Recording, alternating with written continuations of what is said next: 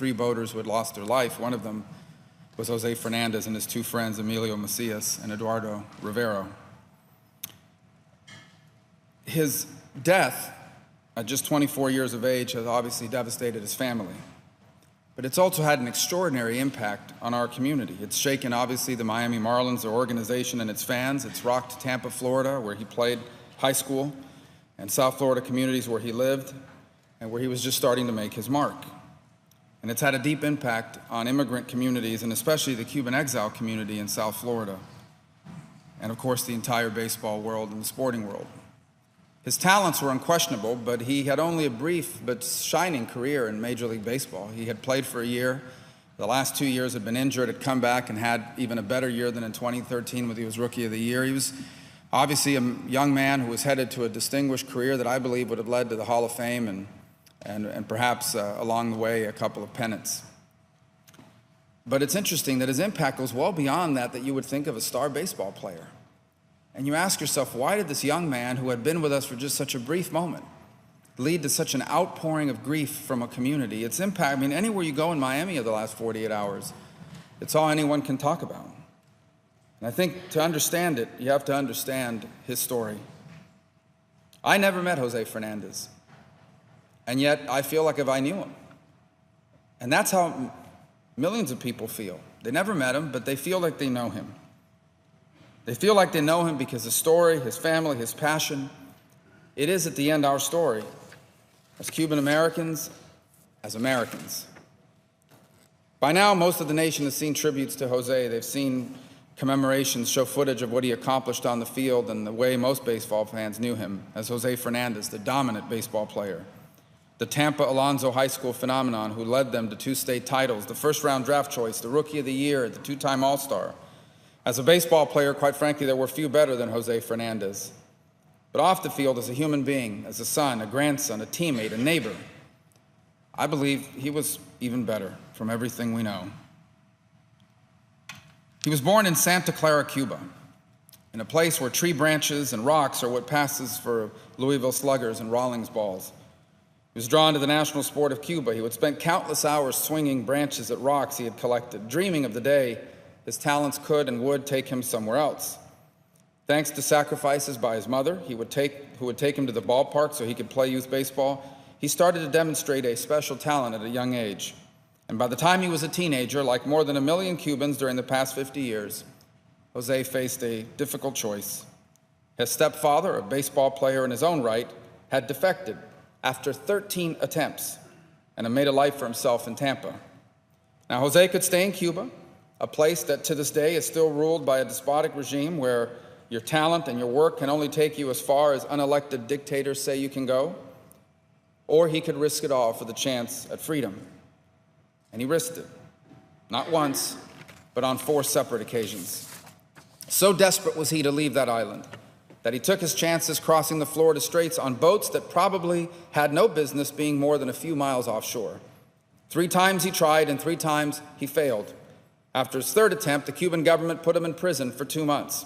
He was 14 years of age at the time, and he was placed in a prison and in a cell with hardened criminals, murderers, a boy among the worst. Then came a 4th try, but instead of a short and treacherous journey to Miami, they chose a longer and more dangerous journey to Mexico. At one point during that 4th journey, on a boat being tossed by crashing waves and high seas, he heard a splash.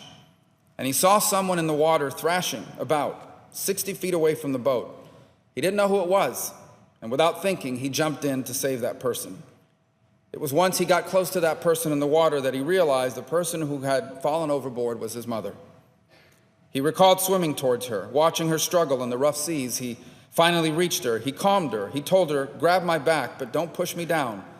Let's go slow and we'll make it." She held his left shoulder, and with his right arm, by the way his pitching arm, he paddled. He swam 15 minutes back to the boat in waves he later described as, quote, "stupid big," end quote, and he pulled himself and his mother to safety.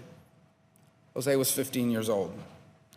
Before America ever met Jose Fernandez, before his fastball earned him millions of dollars and countless fans, in the middle of the night, in rough seas and against all odds, at just 15 years of age, this young man that Jose Fernandez was revealing himself to be. But as he would later tell us, the hardest part of his life was still yet to come. For like so many immigrants, my parents included, his first years here were difficult. He struggled when he first arrived, feeling overwhelmed by his new surroundings and his new language. He was helpless and alone and missing his family, especially his grandmother, who he once called the love of my life. She's my everything. He said it was the toughest period of his young life, tougher even than the time he spent in a Cuban prison trying to defect. But he overcame, and eventually he came into his own. He was a star on the high school diamond in Tampa, and scouts back then took notice.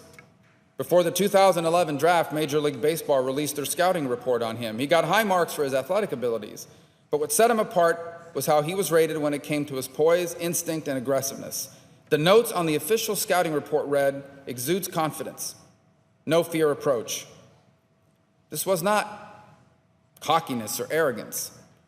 It was the kind of peaceful self-assurance that comes from a kid who had known life and death, who had known freedom and captivity, and who had lived more life in 19 years than a kid his age should have to. He finally reached the major leagues with the Marlins, and right away you saw a young man blessed with Hall of Fame talent, a blue-collar work ethic, who played the game with energy and enthusiasm of a boy who understood and appreciated just how blessed he was. But one of Jose's proudest accomplishments, in fact, he said his proudest, was not on the diamond. And we know this because he told us. Last year, Jose became an American citizen. And afterwards, he said, "This one is my most important accomplishment. I am an American citizen now. I am one of them. I consider myself now to be free. I thank this amazing country for giving me the opportunity to go to school here and learn the language and pitch in the major leagues. It is an honor to be a part of this country, and I respect it so much." Jose knew. He knew how special and fortunate and blessed he was and we are. He knew how improbable his journey was, from the rocks and branches in Santa Clara to the brightest lights of the show, from a Cuban prison to a major league clubhouse, from living in a communist nightmare to living the American dream. And this is why Jose's death has hit so many so hard. Because Jose's story was our story. Because he reminds so many in my community of someone they know, of a brother or of a son, of a nephew. Jose represented not just all of us who were fortunate to live our own American dream, he represents countless others who never made it. The ones who lie in unmarked graves along the Florida Straits, who died in political prisons in Cuba, who sent their children to America hoping to join them later, only to never see them again, who long ago gave up hope that life in Cuba could ever return to what it once was, but have found new hope and joy and gratitude in this, the greatest country the world has ever known. We loved him just a little more and took more pride in him than most, but Jose didn't just belong to Cuban Americans. A young man from Santa Clara, Cuba, playing America's pastime in a truly unique American city on a team with players from Taiwan and Venezuela and Japan and the Dominican Republic and Mobile, Alabama, and Panorama, California. Jose Fernandez was the pride of Miami, but he belonged to every fan who loved to watch him pitch. When Miami saw Jose on the mound, they saw more than just a great athlete. They saw all their hopes and dreams and aspirations, all we are and all we could be, and we said to ourselves, this is what the American dream looks like, and boy, is the American dream alive and well. This young man meant a lot to a lot of us for different reasons and in different ways, and now, just as quickly as he came into our lives, just as he was coming into his own and really starting to fulfill his athletic potential, and just as we were really getting to know him, he is gone. In their moment of unimaginable grief, I want to thank his family for bringing him into this world, for raising him, despite difficult obstacles, to become the man he was, and for encouraging Jose to never give up in the search for freedom, a freedom that eventually allowed him to share his many gifts with us, on and off the field. Jose Fernandez made Tampa's Alonzo High better. He made the Miami Marlins better. He made all of baseball better. He made Miami and Tampa better. And the way he lived his life, he reminded us of how blessed we are to live in this, the greatest nation on earth. My friends, that's not bad for a 24-year-old kid from Santa Clara, Cuba. With that, Mr. President, I yield the floor and suggest.